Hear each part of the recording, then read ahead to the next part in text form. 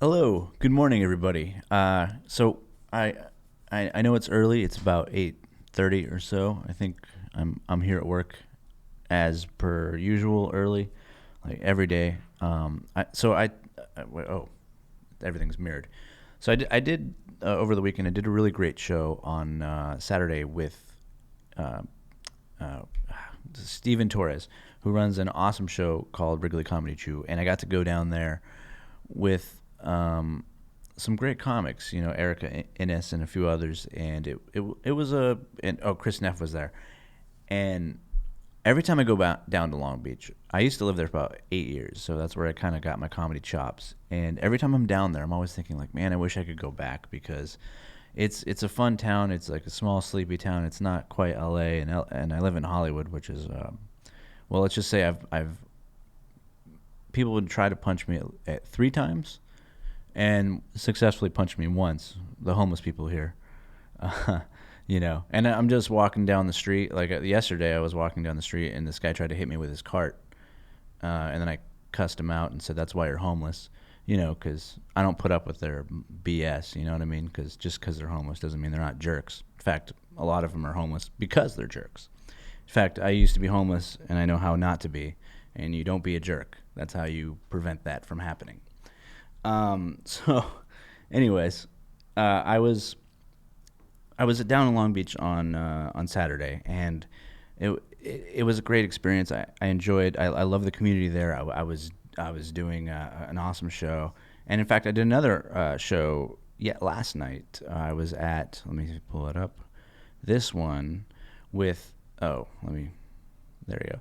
Comedy Kaleidoscope. That's in Mission Viejo. That was a long trek. I left here at like 5, and it still took me about 2 hours.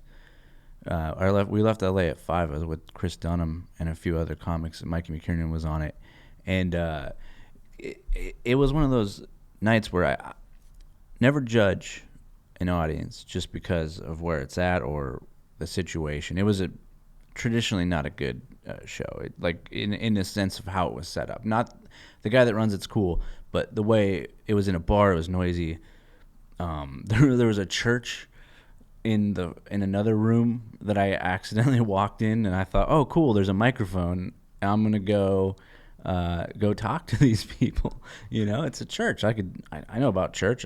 I grew up, being religious. I know what I could talk about the Bible a little bit. I'm not that scholarly, but I read pretty much all of Genesis, on my own when I was a kid, and also Revelations. So I could talk a little bit. And I'm, and my buddy was like, no, that's not for us. So the comedy is on this other side. But anyway, the show, like I got there, and I'm thinking like, oh, I wonder if this is gonna be good. I wonder if people are gonna even relate to what I'm doing. And I had a great time. I did 20 minutes, and thank you, Art Venezuela, for that show. That was better than I could have expected it to be. I've learned not to judge a situation, even if the particulars aren't always the best for comedy. Because if you're a good comic, you can make it work, and that's what I wanted to say this morning. So anyway, in life, you can do this, right? I was going to work yesterday. This is after I was almost hit by a crazy homeless person with their cart. And I missed the stop that I was supposed to get off at because they're doing work on the Expo line. And so they had this tram that was going between 7th and Metro and the Expo, and I just missed it. I just wasn't paying attention. And I was like, oh, cool. According to the thing, it'll just go back around in a loop, right? That's what I thought. And I'm like, oh, whatever. No, turns out it was going all the way to Long Beach. And so maybe something is drawing me to Long Beach because I went there and I did, like, I had this straight trip to Long Beach again. I ended up talking to this guy next to me on the bus who was really cool and, just like just a normal dude. Talked to him about Long Beach and how much I missed it, and he was telling me how there's even more crime than there used to be, and I'm like, oh, cool, maybe I can afford to live there now. I look at crime and go, oh, maybe I think I could afford that, because entertainment doesn't pay very well, but it is fun. It's the most fun you could do. It's like crime. Well, I don't know. I guess crime pays. But anyway, so I feel this something drawing me back to Long Beach, and I want to move back there at some point. I'd like to get a house. And I think Long Beach, because it's still got crime, I think I can afford to buy a house there because people don't want to.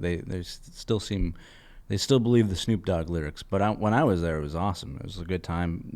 Just regular people doing their thing, and it was a lot of fun. So anyway, that's my advice is never judge a situation, and if something bad does happen, just kind of figure it out and don't freak out and talk to people because they'll help you out. That guy on the bus was really cool, and he ended up helping me get right back to L.A., and I ended up making it to work on time anyway. But that's because I get up at like 5 in the morning every day. You don't have to do that. I wouldn't recommend it unless you're me and insane. All right, thank you.